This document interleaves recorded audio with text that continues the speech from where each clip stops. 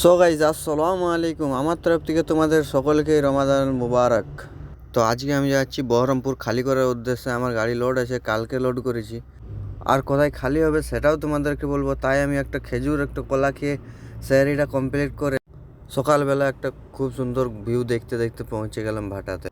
আর ভাটাতে আসতে না আসতে খালিতে লেগে যায়। আর দেখতে পাচ্ছ আমার গাড়ি খালি হচ্ছে, মেশিন দিয়ে খালি হয়েছে, প্রায় খালি হয়ে গেছে। আর দেখতে পাচ্ছ লেবারও আছে। তো আমি গাড়ি খালি করছি বহরমপুর আয়েশাবাগ।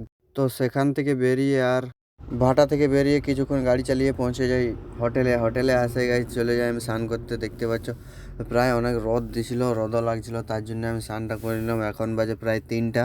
তো ফাইনালি এই স্নান কমপ্লিট করে আমরা সেখান থেকে বেরিয়ে যাই।